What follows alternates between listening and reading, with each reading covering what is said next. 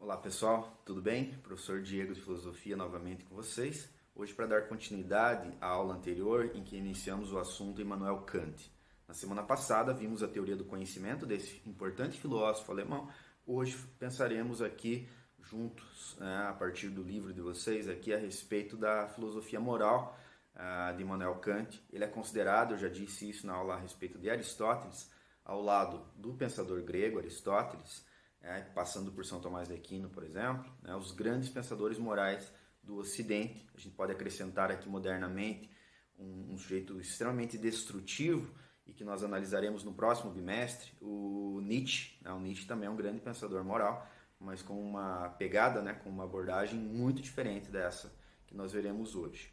O Kant é um pensador desafiador e nesse sentido eu peço muita atenção de vocês. Hoje a aula é muito mais tranquila do que na semana passada, mas sumamente importante assim como a outra. Tudo bem? Esse é um assunto que cai no PSS, já caiu em outros anos, inclusive no ano passado caiu uma questão específica sobre isso. Acho difícil que caia de novo, mas a probabilidade sempre, é um pensador muito importante, então é provável. Nesse sentido, peço a atenção de vocês, ok? Não há grandes dificuldades se você levar em consideração tudo que vai ser abordado hoje e na aula ao vivo. Bom, pessoal, para abordar bem o Kant com relação ao pensamento moral, é necessário lembrar um aspecto da aula passada. Vocês lembram lá que o Kant divide, na teoria do conhecimento, os juízos que são a priori e a posteriori. Ou seja, a priori são aqueles que são puramente racionais e a posteriori são aqueles que podem ser inferidos a partir do aspecto sensorial, empiricamente, dos 5 sentidos. Ok? Sendo assim, ele vai abordar esse assunto especialmente no livro Crítica da Razão Prática. Na semana passada era a Crítica da Razão Pura. A Crítica da Razão Prática, vou colocar aqui o livro, a indicação para vocês, ele vai abordar justamente a questão da moralidade. E o que ele vai dizer lá, pegando o fio condutor da aula passada? Ele vai dizer que a moralidade tem que ser um tipo de juízo estabelecido a priori, puramente racional. Por quê? Por uma razão óbvia. Não dá para você experimentar o certo e o errado para julgar depois, ou seja, a posteriori, se é certo ou errado. Até que ponto, então, nós precisaríamos, se fosse a perspectiva contrária do Kant, o certo e errado a todo momento, precisaríamos julgar se um homicídio é certo ou errado na prática? É evidente que não. Isso é um absurdo em si. Ele nem chega a cogitar isso.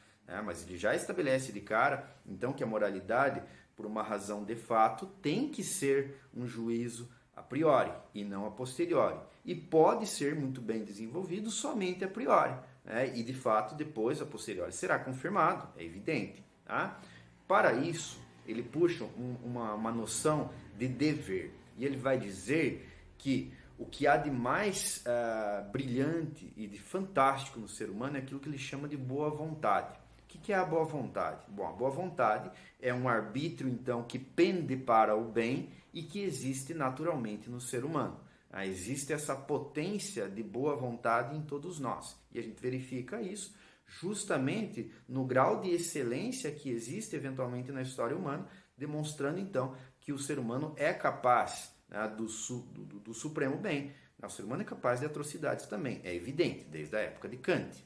Não paira dúvida a respeito disso. Por outro lado, a evidência de que um grau de excelência moral surge na história humana demonstra que há em todos nós a potência da boa vontade, ou seja, o senso de dever. Nesse sentido, ele vai estabelecer uma moralidade extremamente rígida a partir do conceito de imperativo categórico. Ele vai subdividir, primeiramente, os imperativos. A palavra imperativo vocês conhecem lá das aulas de língua portuguesa. Imperativo indica uma ordem. Alguns comentaristas kantianos vão dizer que a noção de imperativo está associada à noção de mandamento. É claro, ele não vai colocar a palavra mandamento enquanto conceito, porque a associação religiosa seria evidente. E a gente sabe que esse pensador, embora, como eu disse na aula passada, tivesse uma fé, ele tenta não misturar as coisas. Aliás, ele consegue não misturar as coisas. Ele traça, de fato, um limite entre a fé subjetiva e o conhecimento objetivo, e nesse caso ele não vai colocar a noção de mandamento para não associar a noção de bem a um mandamento religioso, ou seja, eu faço isso porque Deus mandou. Ele nunca chega a esse tipo de argumentação, porque seria redutor para o modo como ele pensa, ok? Cada um deve ter a sua opinião a respeito desse assunto, a opinião é importante, mas mais importante para nós hoje é compreender a perspectiva kantiana a respeito disso. Retornando então ao conceito de imperativo.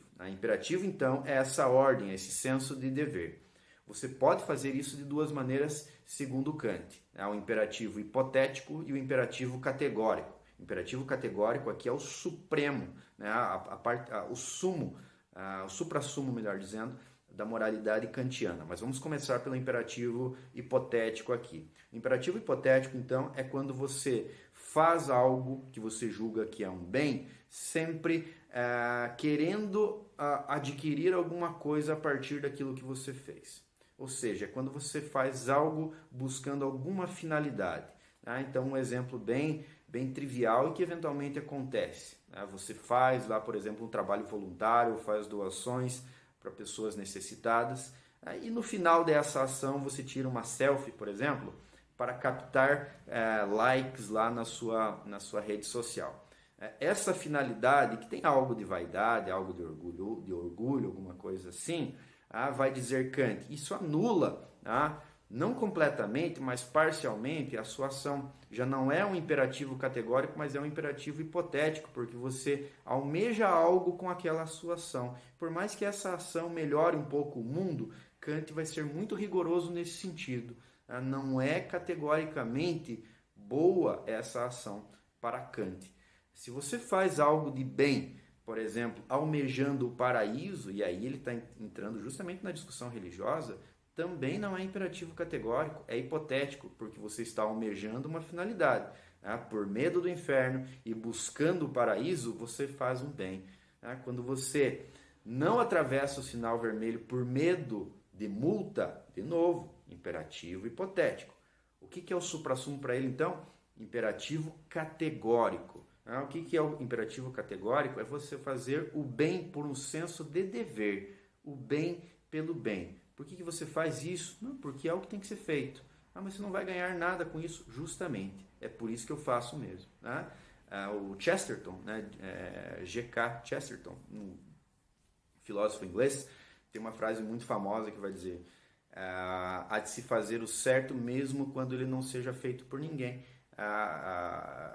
Ou seja, o senso de dever deve estar presente dentro de nós, na perspectiva desses pensadores, é aquilo que Kant vai chamar de boa vontade, esse senso de dever.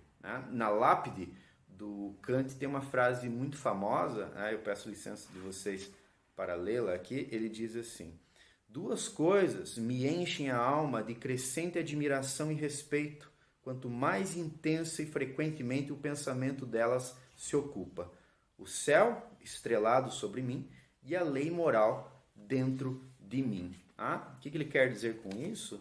Duas coisas, então, é muito bonita essa frase, está escrito na lápide dele lá. O céu estrelado, evidenciando a ordem cósmica, que ele não associa a Deus aqui, dá para ver, mas a ordem cósmica, que de fato é uma perquirição filosófica que está lá desde dos pré-socráticos, a gente já acompanhou isso no ano passado.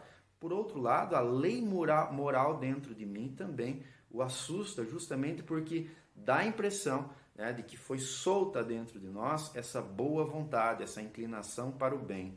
Sendo assim, a gente tem dentro nessa lápide aqui as duas grandes preocupações do Kant, a possibilidade de conhecer essa ordem cósmica, que para ele é muito limitada, como a gente viu na semana passada. Por outro lado, compreender a lei moral dentro de nós, quais são os limites da moralidade humana, também é uma grande perquirição para ele.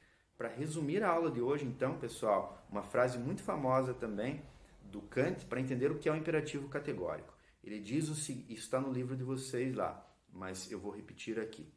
Para você descobrir se isso que você está pensando em fazer é correto universalmente, ou seja, se aquilo que particularmente eu quero fazer pode se tornar uma regra para todo mundo, ou seja, objetivamente, é só você fazer o seguinte raciocínio.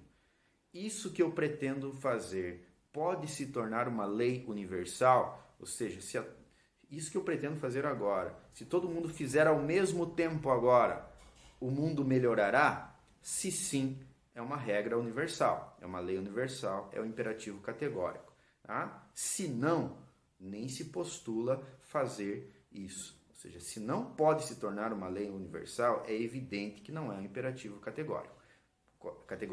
Por outro lado, se pode se tornar uma lei universal, é correto. Desse modo, ele estabelece um critério que ao mesmo tempo é subjetivo e objetivo. Ok? Você tem que ter uma autoconsciência grande da sua moralidade, de certo e errado, uma máxima, né, interior. Por outro lado, isso deve ser confirmado enquanto lei universal. Essa é a rigidez moral de Immanuel Kant. Detalhes adicionais darei na aula ao vivo para vocês. Espero que tenha sido suficiente para uma aula de 10 minutos. Ok, pessoal? Forte abraço e até logo.